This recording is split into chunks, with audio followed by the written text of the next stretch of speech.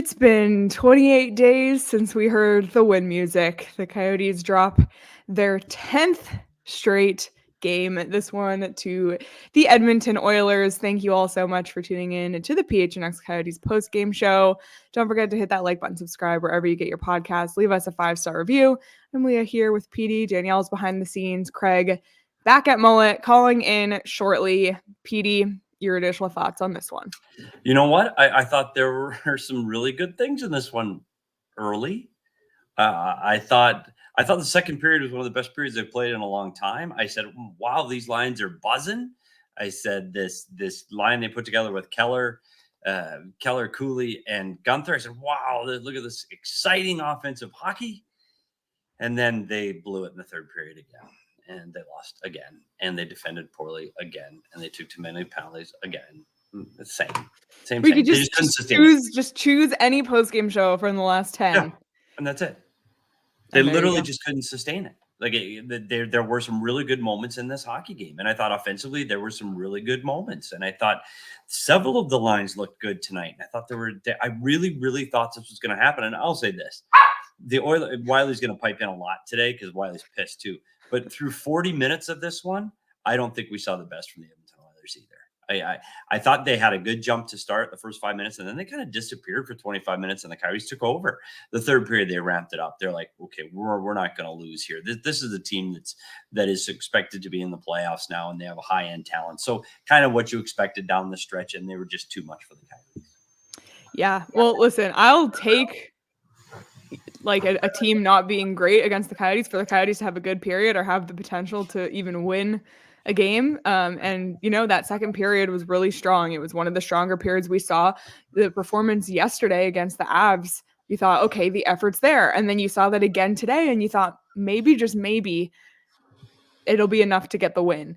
And then the floodgates open in the third period because Oilers score on a delayed penalty. Evander Kane scores. They score again 26 seconds later. They score a minute 37 later. And at that point, there's no hope. Like if it was just the Evander Kane goal and then it was tied, or even the 126 seconds later and they're only down by one, fine. You could potentially even tie it to get to overtime, to get the extra point, to have the moral victory of getting a point in this terrible stretch.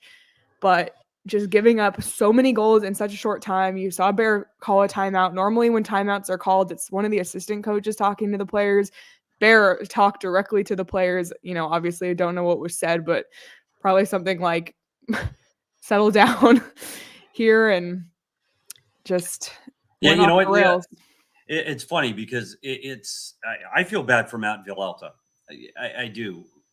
I thought he was kind of hung out to dry. A kid that's playing his first NHL start today, and I've been in those rooms where they put out a guy for the first time, especially a young kid that just kind of got thrown into this due to an injury. And you know what? The team rallies behind it and they go, hey, let's go out and block shots. Let's get in shooting lanes. Let's really make a good effort inside the blue lines and let's help this kid out.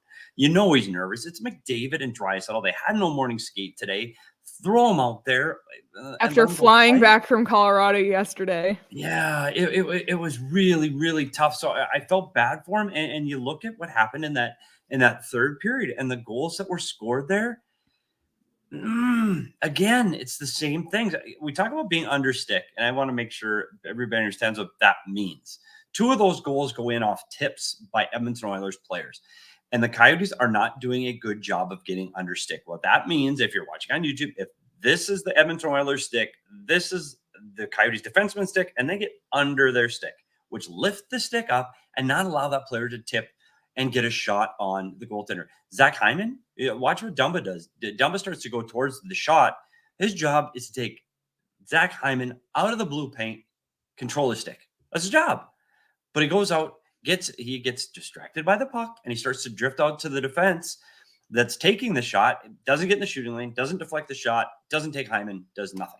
So you put Villalta out, you put him in a tough spot, and the shots they were giving up in the slot area, and there were 3 tips. They're just not defending the blue paint. So I felt bad for him.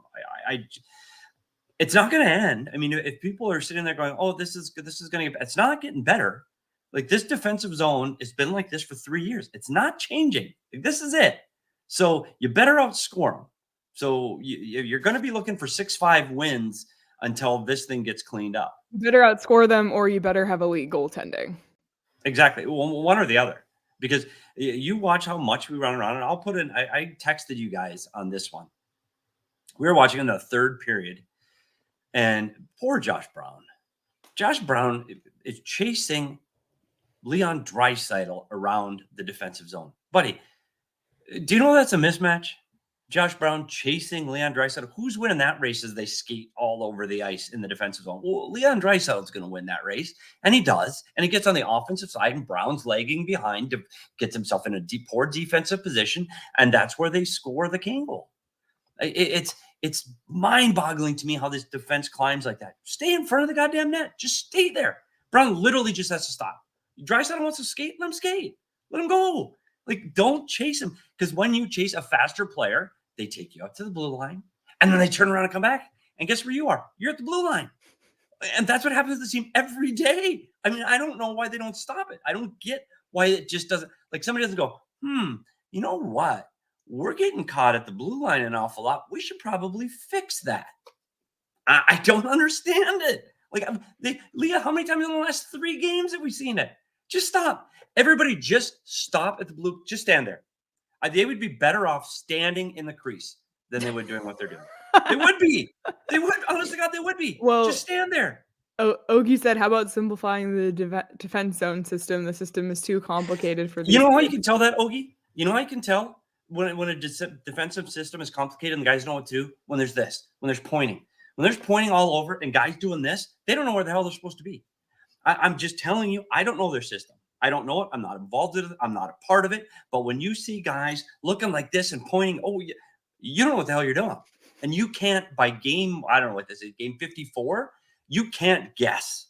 By game 54, you better know where the hell you're supposed to be. Like, it's 54 games into the season. 55. Okay, 55. You should know where you're going. Like, there shouldn't be this mass chaos and confusion. And the one thing, when you have a system and you know the rules of that system, it doesn't matter if you shuffle the lines. It doesn't matter if I'm playing with Cooley and Keller or if I'm playing with O'Brien and Kerfoot. This is the system. If I'm the right wing in that system, that's where I'm supposed to be.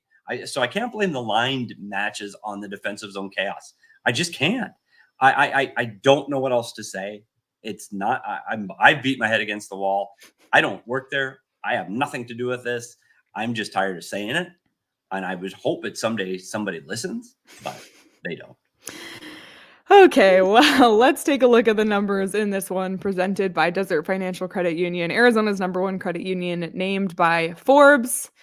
Shots on goal were actually relatively even in the end. Oilers had 26, the Coyotes had 25. Both teams 1 for 2 on the power play. Faceoffs pretty even. Shot attempts 65 for the Coyotes, 52 for the Oilers.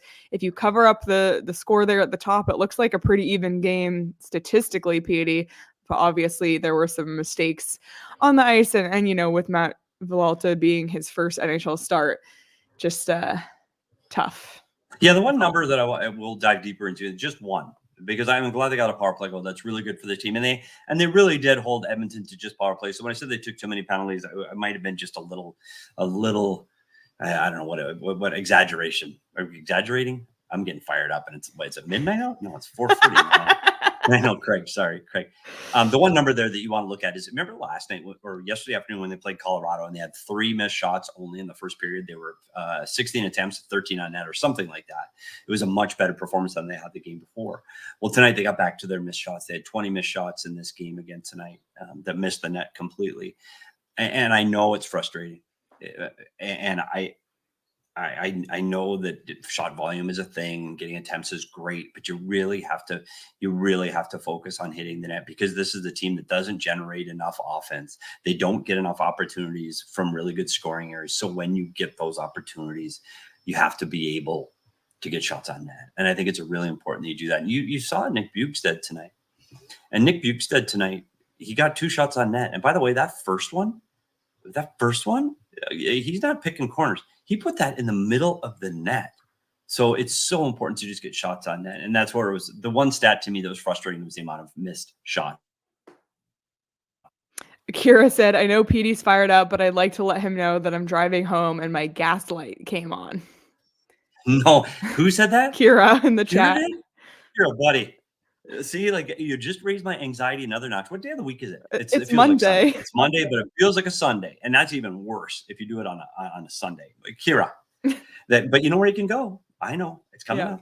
We'll tell you where to go. Not to pile on, but another thing we saw today was the Coyotes allowing goals in the first 5 minutes and the first 10 minutes. Oilers capitalize on the power play 2 minutes and 12 seconds in. Again, poor Villalta facing, it's his first NHL start. The Oilers go on a power play 2 minutes into the game, and then you have Leon Draisaitl scoring a goal on you. So that's tough to face, but it just feels like at this point, you can take out your BetMGM app and bet goal in the first 10 minutes and the other team to score first, because it just seems to happen again and again. And there are stats to prove it, Danielle. If we can take a look at the chart, this is courtesy of NHL Stats, and we actually had to edit the chart. I like the editing. This was coming into the night. The Arizona Coyotes lead the league this season in goals allowed in the opening 10 minutes with 34. The next highest is 30 with the Buffalo Sabres. The next team is also 30. The Chicago Blackhawks. What do all three of those teams have in common? They're currently in the lottery mix right now. So tough place to be. Not the chart you want to be on top of, Petey. Yeah, it's really hard. And I'm going to temper some of these comments I've made. And I know I'm frustrated and I watch these things, but the truth is the Edmonton Oilers are better than the Arizona Coyotes. They are. They got Stuart Skinner, and I know we tease him a lot, but he was a Calder candidate last year. Matt Villalta's playing in his first game in the NHL, and he has a power play against one of the best power plays. And Tyson Nash had it, not in the NHL, in the history of the game. Like, that's how good this power play is. And you throw him into the Wolves 2 minutes into the game. It just isn't fair. And you know, sometimes you have to say this is what this team is now. And unfortunately, the trade deadline's coming. They're going to get worse. And we're just going to have to, as a group, we got to muscle through this for the next 27 games, because this is it. And there's going to be some pack therapy, and there's going to be some frustrations. What you would want to see now, though, and we talked about the culture, and you talked about rules, and you talked about systems. You want to see positive strides in people learning things that can help them in the years to come. And I think you're going to see a lot of more ice time. And the young line was great today. I really, really liked Cooley, Gunther, and Keller. Yes. I thought Keller had a new jump in his step today. I thought he had a little bit. He's one guy that's always wanted to play with Schmaltz. He said it publicly. I like playing with Nick Schmaltz. So I thought it was difficult when you take Schmaltz off his line. So you throw him with Gunther and Cooley, and all of a sudden he goes, oh, there are other guys on this team that can get me the puck and that can skate hard and can play and make plays. So I think he had a little jump in his steps, and I really like that line. I'd like to see that line stick so those two young guys can continue to grow forward. I do want to see fewer mistakes for the last 27 games. I'm not even concerned about wins and losses. I really am not. And the losses don't matter now. You're looking at Tankathon 2024. It's fine. But you want to see them clean up these mistakes. That's where the frustration level comes in. Leah, you've heard me talk a lot about teams that are undermanned. And when you're in the coaches room, when you're coaching a team that's undermanned, you have to find the little ways to win and the little positives to come from. And they just have to stop making these mistakes. And I think if they can do that and play mistake-free hockey and lose 4-2, I'm going to be okay with that, because I know that their roster is one of the lesser talented and honestly, one of the cheapest rosters in hockey. Like, let's face it, that this is a low salaried team. So it's okay for that, but let's start building on some things that they can use next season, so that when they're a little bit better next year, now we've defended better. We've blocked shots more. We haven't turned the puck over as much. We're not taking as many penalties. Those little things carry on so that you can get better a year from now. And I hope that's where we go for the next 27 games. Yeah. Even Petey, if in this game, like, they come out of the second, they go into the third. Let's just say the third was very much like the second, and then Edmonton, scores one, and then it ends up being a 4-3 Edmonton win. Right. I think the tone of this postgame show would be a lot different than it is right now. It was just the utter complete collapse in the third period, which is, again, something we've seen. And it's funny because in the intermission, Clayton Keller talked to Todd Walsh and, went over the goal and the assist. And he said, we just, in the third period, we just have to play like we're behind. And he said that. And I said, no, they shouldn't, because the Coyotes do not play well from behind. Yeah. And look what happened. So it was funny because it was just, he just said it. I'm sure he wasn't really even thinking it was just very hockey terminology, but I thought, oh no, because the Coyotes don't really play great from behind, and we saw that firsthand tonight, which is funny. But I want to highlight some of the positives because there were a few, absolutely. And let's start with the Minnesota man crush himself, Petey, Nick Bjugstad. What a performance. He seems to perform well against his old teams. If you recall, earlier in the season, he had a hat trick against the Minnesota Wild. Nick Bjugstad was a member of the Edmonton Oilers after the trade deadline last season. He scores not 1, but 2 goals tonight, his 11th and 12th of the season. He hadn't had a goal since January 22nd, which is also the last time the Coyotes won a game, and he only had 1 point in his last 13 games. So I know Craig's going to talk more about Bugey when he joins a little later, but what a day for him, Petey. Yeah, it was interesting because not only the points, and I thought he did outstanding at that, but you look at, he led all players on both teams in shots on goal with 4. And that's saying something when you're playing against Draisaitl, McDavid, and Kane, and guys that get a lot of high volume shots at the net. So for him to lead every player on the ice today, that speaks volumes of what he's trying to do to help pull this team out of this. And I know when Craig gets on, we're going to talk more about this, but his job in defending McDavid. And I'm really curious to see what Craig has to say about this, and it's going to come up in Craig's segment. You saw after the whistle a few times. You saw during the play a few times. Those two giving shots at each other, which kind of surprised me because McDavid's the captain and Bjugstad played there during the playoff rush last year. So they clearly are teammates, and I would assume they know each other fairly well because you're teammates. It's interesting. Usually you see guys like that, maybe a little more competitive each other, but it's a smile after the whistle. No, there were sticks after the whistle, and there were little jabs and shots. So I'm not quite sure where the relationship between Bjugstad and Connor McDavid sits. So I'm curious to see what he can, what Craig can bring to us in when he comes on. Yep. And then the other Coyotes goal scored by Clayton Keller on the power play, his 22nd goal of the season, his 50th point, and now he has 3 straight 50-point seasons, just 36 points away from once again tying that single season points record with 27 games to go. So, it'll be tough. Can he do it? I guess that's one of those things that we can keep our eye on and stay positive about in this final quarter of the season as well. And I thought he looked good. I thought Keller looked good. And like I said, I think that gave him a rejuvenated little jump in his step playing with Gunther and Cooley. I think that was good for Keller. And I think maybe this is the spark that he needed to get going again. The one Wiley agrees. I know, and I know you're giving flowers out, but I got to say, Nick Schmaltz, no shots on goal again, 0. The chat is kind of. Is that 48 hours of no shots on goal? Schmaltz right now. For Nick Schmaltz, that's tough. That's a tough look for a guy that's fighting to be on the top line, and you've got no shots through 2 games. Yeah, Wiley Connor. I'm sorry. I ask? Yeah, I won't tell you yet. We'll wait. Oh, I mean, you can say whatever. No, I'm babysitting the goddamn dog. Like, where's Heidi? You know how long it takes to go to the dentist? Apparently, she went to the dentist at 12:30. It is now 5. Like, buddy. So I kept texting, where the are you? 2 crowns, couple of cat. Like, buddy, oh my God, that sounds miserable. Who had a worse day? Heidi at the dentist. Miserable. She's miserable at the dentist getting drilled on her head, and I'm the one bitching. Oh, wow.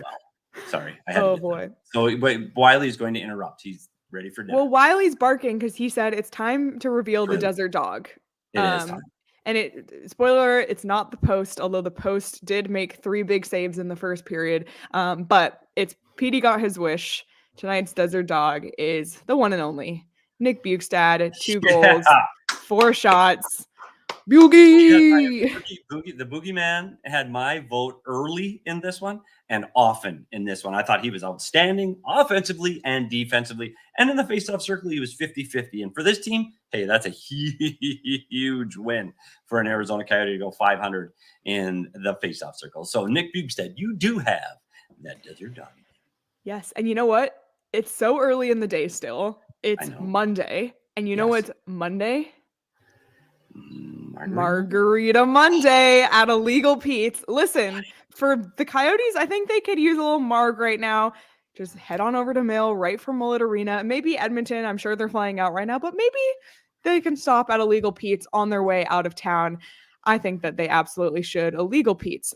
I mean, Margarita Monday. It doesn't get any better. The margs at Illegal Pete's, I think, are super underrated. I don't know if they have it at the Tempe location, but at least in Tucson, they have the prickly pear margaritas, which are so freaking good. Plus the queso. I know there's been a few diehards in town from Canada who have gone and tried Illegal Pete's for the first time. And so far, everybody has been a huge fan. So swing by Illegal Pete's. Plus, if you head to a college basketball game at ASU, win or lose, Illegal Pete's is here to bring you a win with their legendary sound check deal. Bring in your ticket stub from any ticketed event and get a draft beer or house margarita for a penny. Illegal Pete's wants to celebrate with you, whether it's a pregame or postgame party, with locations in Tucson and Tempe, Arizona. They got you covered on all your game day needs. Must purchase an adult entree to redeem Illegal Pete's sound check deal. Illegal Pete's, your go-to spot for burritos, buddies, and beer. Leah, are you ready for the green flag? Because you know who is? And they're just arriving in Arizona, probably right about now.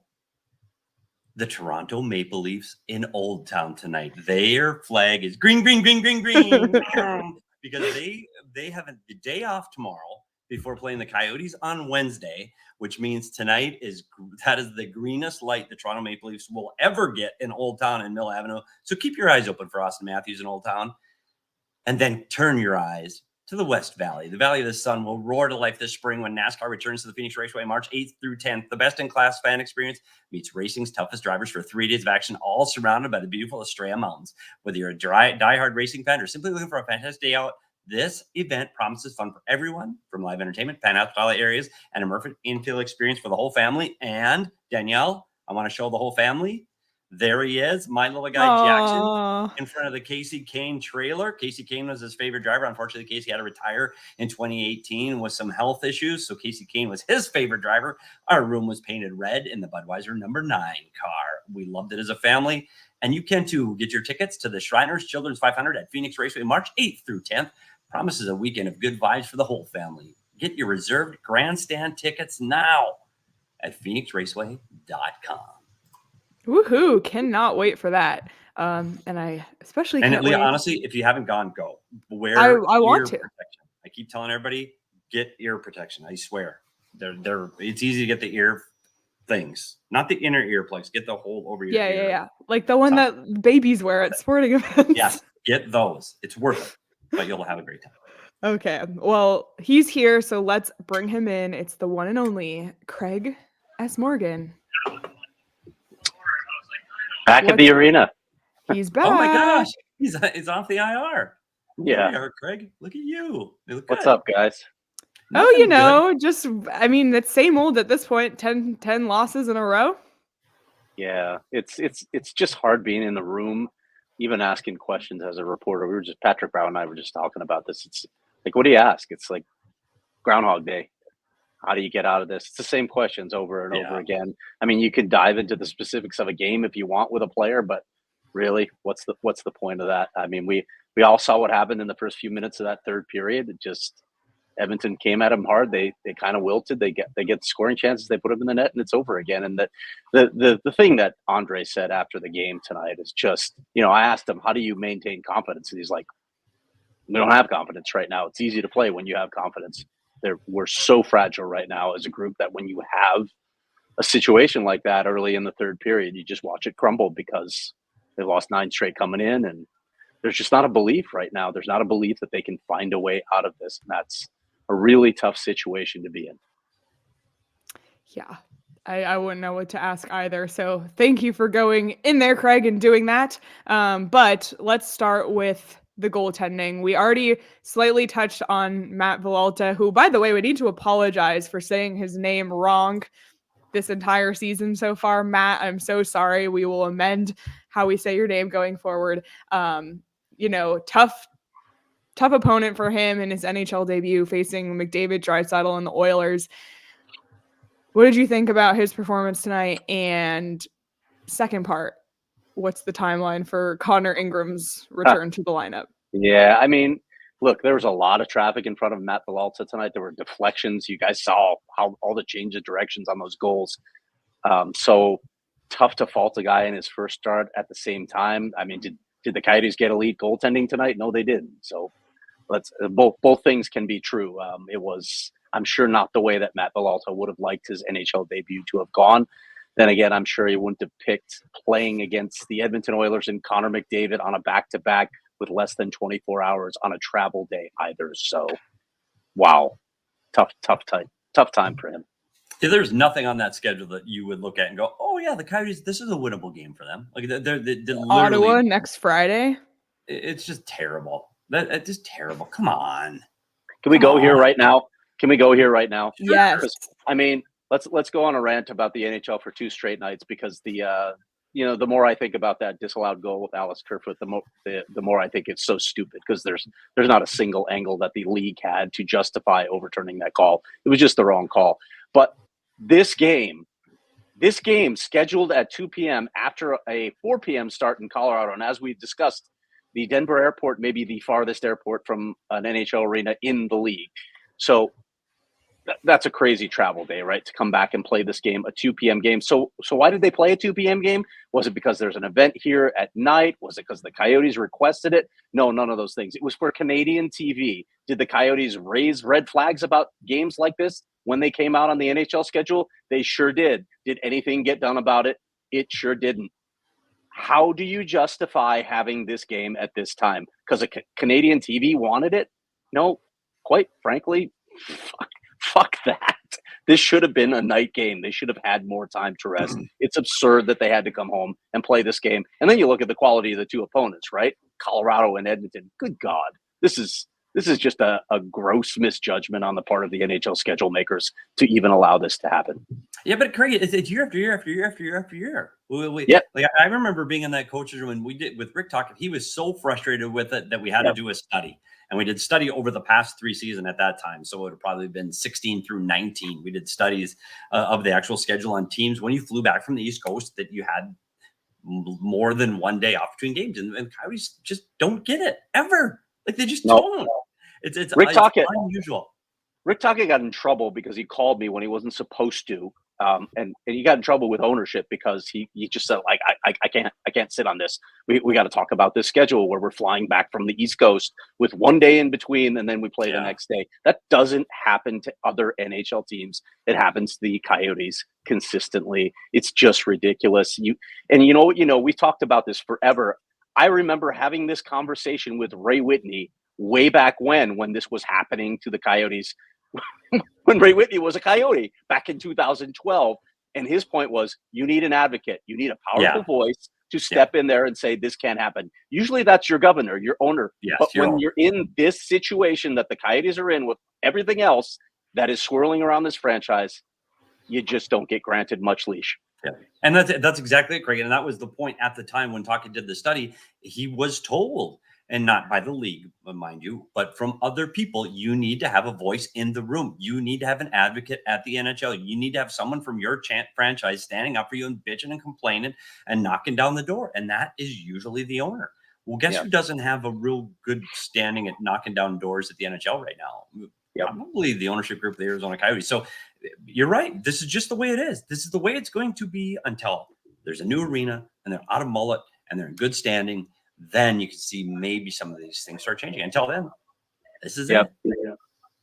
Yeah, and you can, like, they put a brave face on it too, right? Oh, you can't make excuses. You got to, like, you admire the coaches and the players for saying all that, but let's just look at reality here. This is just a ridiculous situation that shouldn't happen.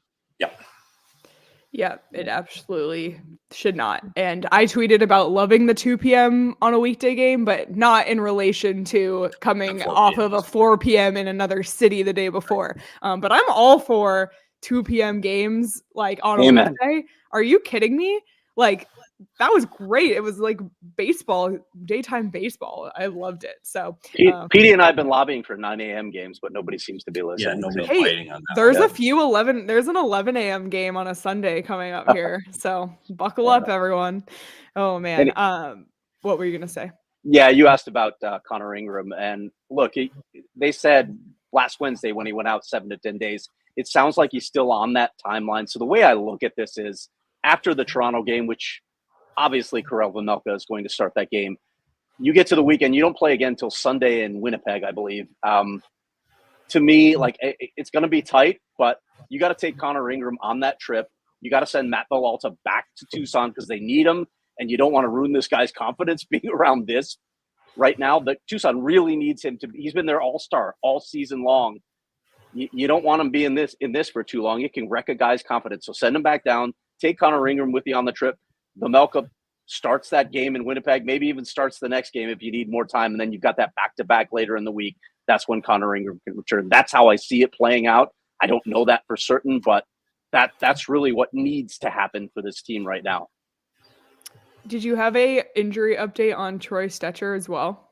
Yeah, unfortunately, he's had a little bit of a setback with a burst of sacks, so I don't think he's going to be on the original 4 to 6 week timeline. I think we're right at 4 weeks, so it sounds like it's going to be even longer before Troy Stecher comes back into the lineup. That's too bad. I had an opportunity to talk to him a couple of days ago, and he was really hopeful that things were on track and he's moving forward. He's excited to get back and help, but he said you can't rush it back in. You got to make sure you're healthy. So too bad. I think they could really use some fresh bodies in there right now. Yeah, without a doubt.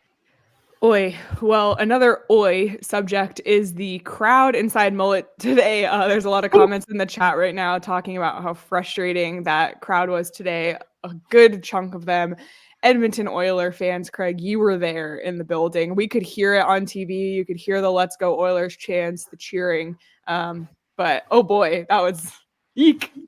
Did we open a bureau and are we calling it like EDMN or something in Edmonton?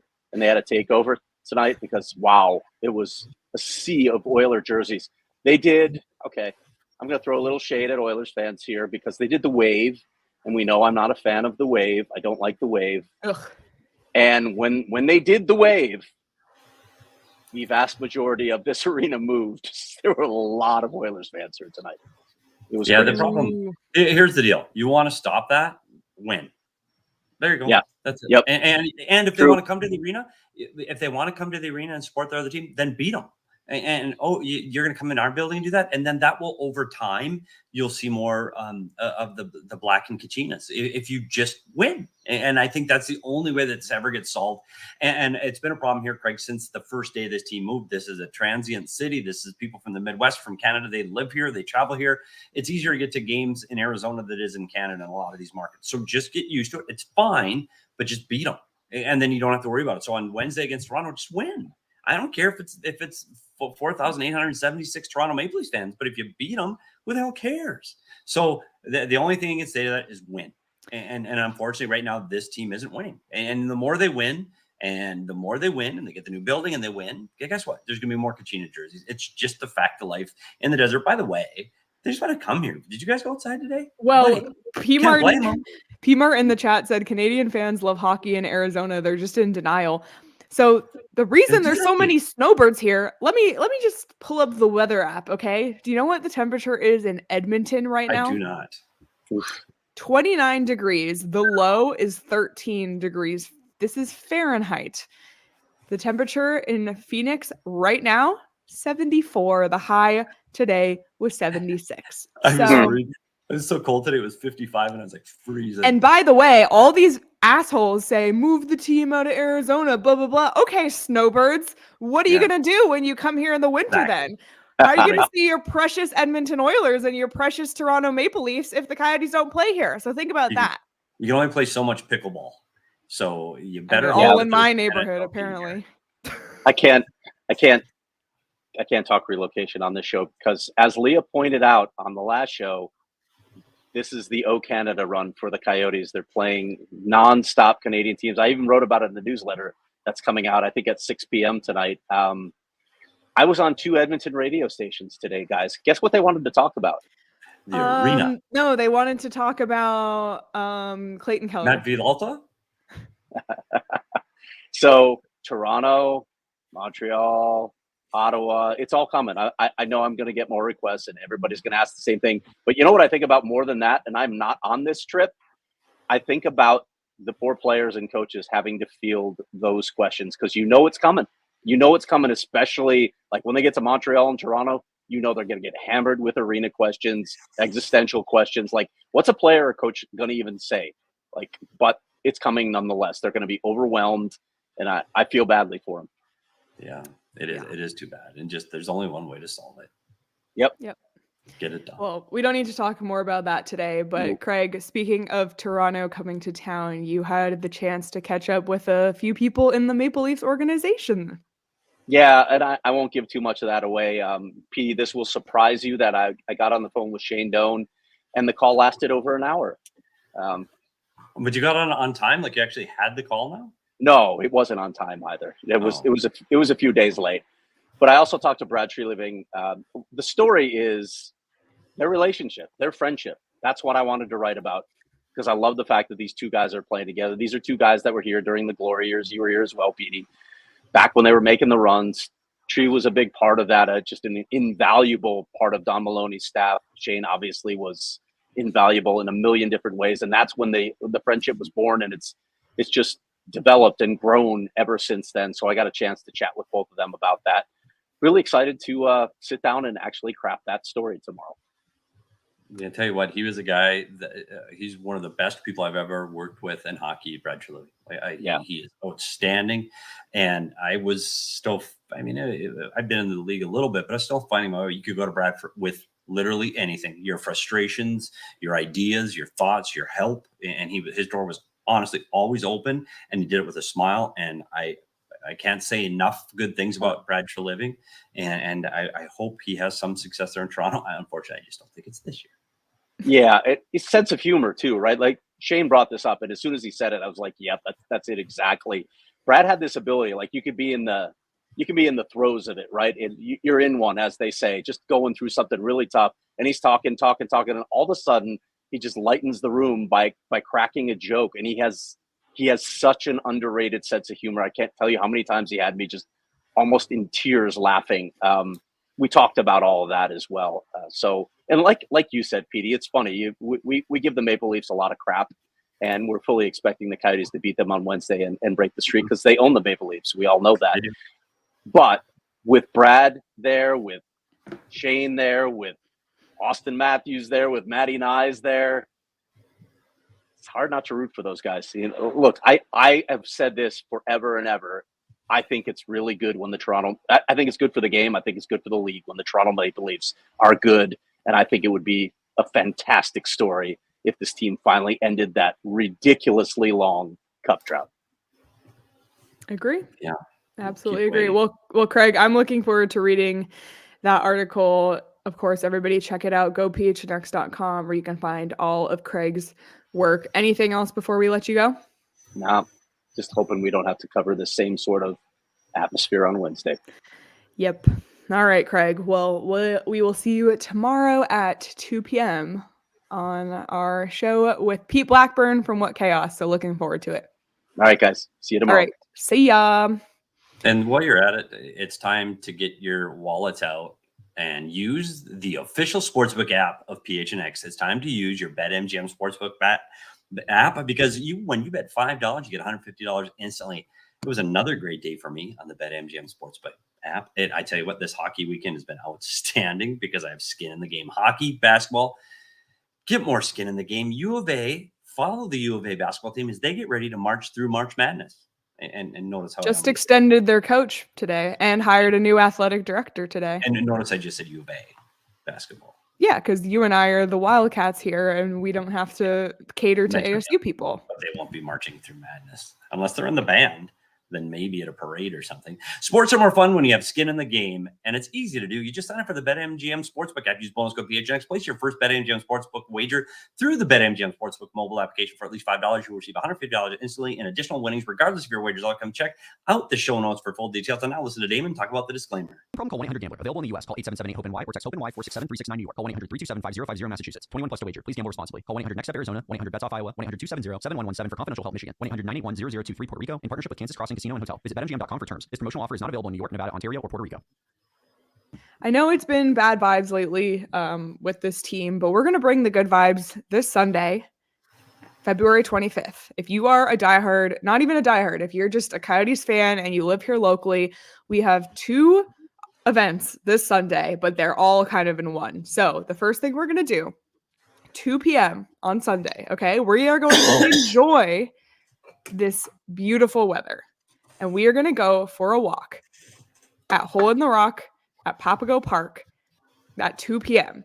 It is a 10-minute walk. It is very easy. Walking and talking, shoot the breeze with me, Petey, and Craig. It's going to be so much fun. And then after that, we're going to go 5 minutes down the road to Four Peaks at 4 p.m. to watch the Arizona Coyotes play the Winnipeg Jets. We're going to do a watch party all there together. Petey's bringing his whiteboard. We're going to watch the game, win or lose. And for at least the first 2 periods, the 3 of us will have to jet, no pun intended, after the second period. But we hope everybody comes out. It's a completely free event to come to. So we hope to see everyone there because it feels like it's been a long time since we hung out with the PHNX Coyotes diehards. So they just make sure it's free to get in. Like you still order. Leah's not buying all the beer. Free to go on the walk, free to get into Four Peaks. Yeah. Yes. You got to buy your own chicken tendies at the watch party. But if you want to watch, if you haven't had a chance to watch hockey with me, it's different. I get into it a little bit. Not into it. I don't think Flex gets into basketball. Like Flex gets into it. Like buddy, he's into it. I don't get like that. Like I just want people to see what I'm seeing. So it's gonna be a lot of fun. I can't wait. I cannot wait. 4 Peaks. I'm all about it. I'm kilt lifting. And maybe I'll wow because we'll just have daytime. It'll be daytime. Maybe I'll peach. We'll see. Yeah. Oh, yeah. The peach. Yeah. So it's going to be a lot of fun. Join us. Wear your PHNX gear. Grab it. Order it now. PHNXlocker.com. If you're a diehard, you get 20% off on that gear, of course, and access to our Discord, access to diehard only content on the site, and weekly diehard only content that we're delivering every single week. So become a diehard today. Can I have a story I can tell? Yes, of course. I know we're time's a crunch. I want to tell an interesting story that just happened today. But to set the stage, I have to go back nearly 50 years. My dad played college hockey at the University of North Dakota. It's the same university I attended. I also played hockey there. But my dad's roommate was a guy named Reg Morelli. Okay. And this is way back. Like we're talking 50s. That's 70 years. Oh, shit. That was a long time ago. My dad's roommate, you follow me, Leah? His roommate was Reg Morelli. Okay. My dad, Peter's Morelli. I go to the University of North Dakota, late 90s. Who's my roommate? Matt Morelli. My dad and his dad were roommates. Now we're roommates in college. True story. Same college. Was that a coincidence? Well, we all were on the hockey team, so we decided to live together. I knew him because my dad and he were friends. And so then we lived together. So we were roommates. Today, his son, Mason, played in his first NHL hockey game for the Vegas Golden Knights. And Mason Morelli got a goal and an assist in his first NHL game for the Vegas Golden Knights. So I want a huge shout out to my former college roommate and my dad's former college grandpa roommate. I don't know how that works out, but congratulations to Mason Morelli and Matt Morelli. I'm so proud of you that you get to see your son in the National Hockey League. That's fantastic and great job for Mason Morelli. I know we're a Coyotes podcast, but a huge shout out to Mason Morelli on the Vegas Golden Knights. Thank you for letting me share that. That's a great story. Congrats. It's so funny. I didn't even know who he was, but I saw Vegas tweet that he did his rookie lap. Yep. I was like, his first game. He's 28 years old. He stuck it out in the American League for a very, very long East Coast League. He's a mucker and grinder, and people just love him. So I'm super, super happy for him. And I just watched the clip, and it's a great goal. So I'm going to send notes to his dad after. So. That's awesome. Cool. Sorry, I didn't mean to distract from all of this positive Coyote energy that we've been building up on all day. Well, let's keep the good times rolling and take a look at the upcoming schedule. Woohoo! After Craig just ranted about the schedule for 5 straight minutes. Toronto coming to town. How do we go from a 4 p.m. game, a 2 p.m. game to an 8 p.m. game? That is just tragic. At least Leafs, it's a win. Yeah. Leafs on Wednesday, 8 p.m. at home before the Coyotes have 3 days off and then hit the road for the Canada plus more trip. Winnipeg on Sunday, Montreal on Tuesday, Toronto again the next Thursday, and Ottawa on Friday. Leah, do you know how bad that is? Like you were getting on. First of all, Mike, congratulations to the Titans that you blew winning the tournament in LA this weekend. That's awesome. Go Arizona teams. But can you imagine this week in Arizona weather? We've already talked about how wonderful it is. Just wonderful. And you're getting on a plane this weekend to go to Winnipeg to start the trip, and you're ending it in Ottawa. Guess where the weather's not going to be as nice? I mean, I don't even know what the Winnipeg forecast is. I didn't even have to look because it'll be better here. Oh, and you know what? It's really, really hard to do. It's hard to get up for a hockey game there against a team that's playing really well. This road trip's going to be really tough. I'm very concerned because we've already seen the effort and the wheels fall off of this team. If you imagine doing it on the road against teams that are, for the most part, competitive. mean, Montreal and Ottawa are the ones Yeah, that you look at that's as true. the winnable games. It's just unfortunate that they have to start with Winnipeg. Like, you almost wish they could start with Montreal and Ottawa and Yeah. give themselves a better chance. I mean, who knows? Like, honestly, this team can fluke beat anyone, and then somehow lose to the worst teams.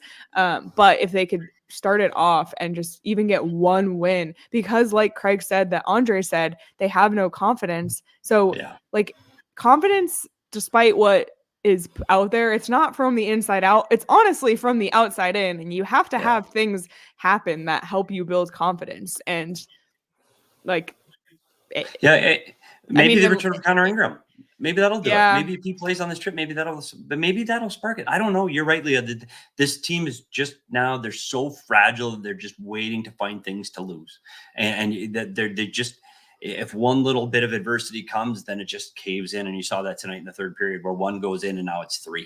And it's so fragile in there when things are not going well. It is hard to dig out of it, man. It is hard.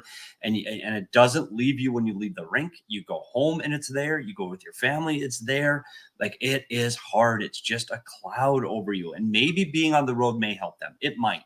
So let's hope that it does, because this is a really difficult road trip. And I know there's teams on there that are winnable, but this is a tough road trip this time of year in that kind of weather. It's tough. And I don't know if they're going to be able to get out of this yet. The only bright hope is they play Toronto twice, and they're 18-8-2 in Toronto in their last 28, which is, if you're keeping your math, that's 10 games above 500 against that team since the year 2000. So I think there's a chance, but you watch them today. Yeah, you watch the Toronto Maple Leafs play today, man, and you watch Nyes and Matthews and Marner play. That's a really good hockey team. You like literally watched them today. I did literally watch them today. So here's the hope. And I said this before because I was working a different job earlier today, and we happen to have microphones inside the locker room, and I heard their coach say, "We're heading to Arizona, and we're going to get the day off tomorrow." So as I said before, they're not hitting the ice again until game day morning for a morning skate. That puts them on even footing. Having said that, Edmonton did the same thing. Having said that, who did they play before Edmonton? I already forgot who they lost to then. That team did that too. So this is 3 teams in a row that are having their rookie party. So it has Carolina did their rookie party too. So we'll see. Oy. Well, at this point, we're not looking for victories. We're looking for moral victories. And let's give everybody one right now. I'm ready. Look at the upside down standings. So the Coyotes turn the standings upside down. Okay. They jump over Buffalo and Montreal. They're still 6th worst. Now just Ottawa is ahead. There's a 4-point difference there. Ooh, so they can catch that over the weekend. Columbus is a 6-point difference, and even Anaheim is an 8-point difference. So all of those are in sights. Wow. That's crazy. Impressive. So you know what that means? What does that mean? It's time for the Tankathon. Everybody in the chat, get out your Tankathons. Share what you get. I had a good one yesterday. Tankathon.com/NHL. Petey had a bad one. Let's see. Petey. I did have a bad one. Here we are at Tankathon.com/NHL. The Coyotes sit in 6th, and they drop. Got him. I'm gonna do one too, just because it's been better when I've been doing it somehow. It is better when you do it. Okay. I got Coyotes stay at 6. It's better. But honestly, if you catch a couple more teams, the reality of, can you imagine, if you will, and if anybody knows where that started, the CWP, imagine if you will. Like, Leah doesn't know that because she's not 30 yet. But when anybody, imagine if you will. Okay. But imagine after the season they had in January, they're in a playoff spot in January, and they were solidly in a playoff spot in January, almost to the All-Star break, and somehow they creep into the top 3 and get an unbelievable draft pick, potentially number 1, to get Macklin Celebrini after playing 5 months of meaningful hockey. Oh my God. Yeah, sign me up. Play 5 months of meaningful hockey and then get Macklin Celebrini in the end after dropping to 3rd to last. Why not? Yeah, what a season at that point. Spin the wheel. And just so everybody knows the stats, so currently in 6th last, the Coyotes have a 7.5% chance of picking 1st, 7.7% chance of picking 2nd, 0.2 to pick 3rd.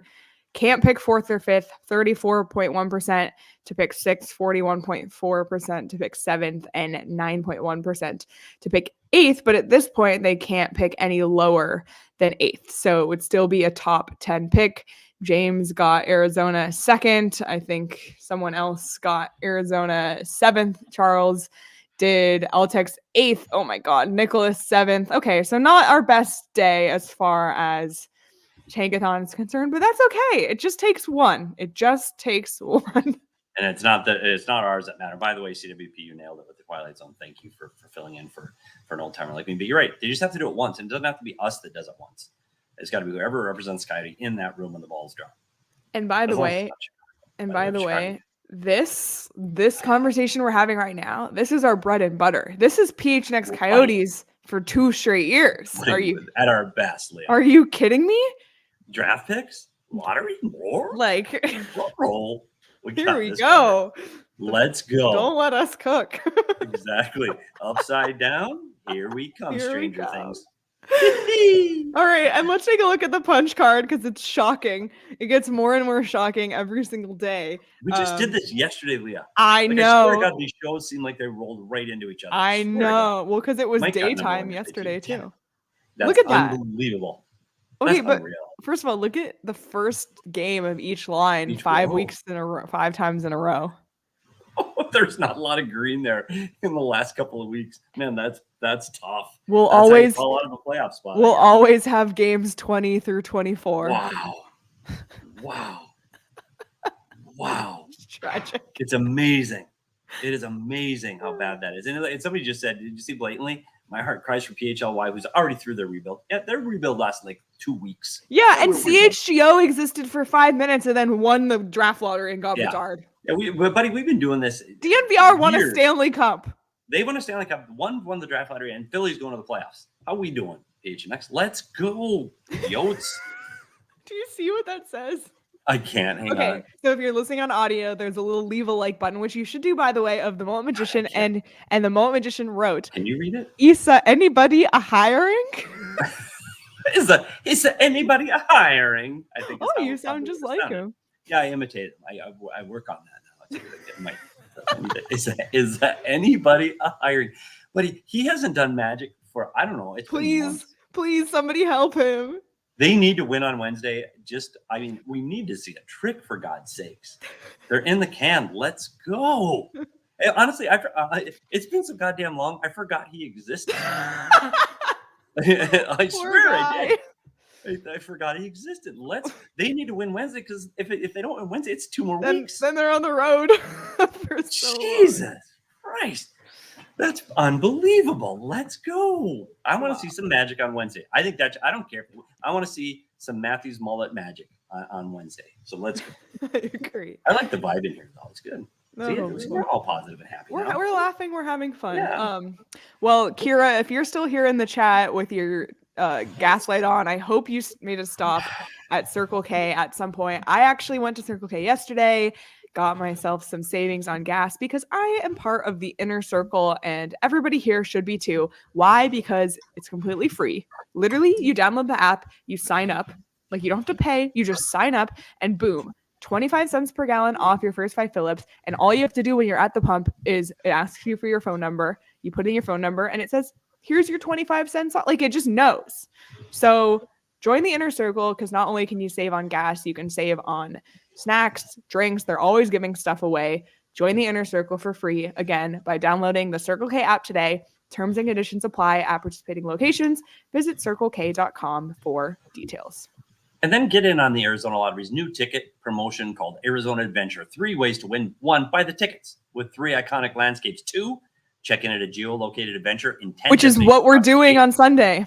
And you can check one of those off, diehards, next week for a special walking and talking. And I'll not only walk and talk, but you can also check in at one of the destinations on their geolocated adventures. Or the 3rd way, enter your ticket online for a chance to win $1 million in cash and Arizona travel prizes.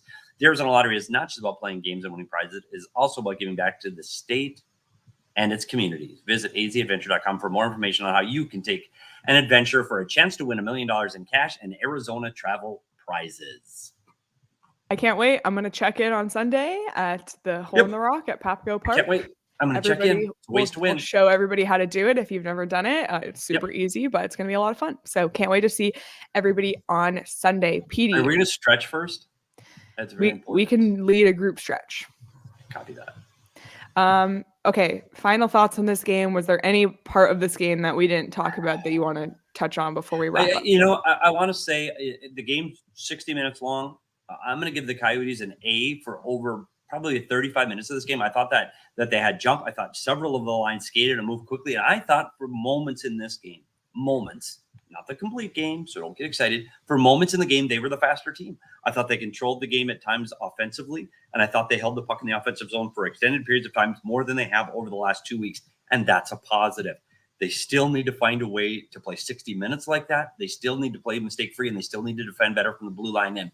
But I think there were some positive strides today. Hopefully they can build on that because they're going to need everybody, all hands on deck. Everybody has to show up for the full 60 minutes on Wednesday, or this could get ugly with one of the most offensive teams in the league. And Matthews is on pace for 70 this year. So they better be better in the defensive zone or they're in huge trouble. This team is way too good, way too active. And when I mean active, it's their movement inside from the blue line down. If they do that against the Sky teams and they don't defend better, this is going to get out of hand before it even starts. Absolutely. So everybody put good vibes out there for the Coyotes to keep the winning streak alive against the Toronto Maple Leafs on Wednesday. But before then, we'll be live tomorrow, Tuesday at 2 p.m. on the PHNX Sports YouTube channel with Pete Blackburn from What Chaos to talk about some of the notes from around the league as well as preview the Toronto Maple Leafs matchup. So tune in then. And if you're listening on audio, be sure to hit the little 5-star button wherever you get your podcast. Make sure you subscribe wherever you get your podcast so you don't miss our weekly audio only episodes, but also all live shows on YouTube are also audio, and 5 out of 6 of our audio shows are also on YouTube. So make sure you subscribe to the PHNX Sports YouTube channel, not only so you don't miss when we go live, so you don't miss all of the extra content on there as well. But you can follow each of us on Twitter at SPetersHockey, at Leah Merrill, at Craig S. Morgan, at Abrica Danielle. Follow the show on Twitter at PHNX_Coyotes. This is an ideal night for Petey because it is 5:37 p.m. and he is done for the day.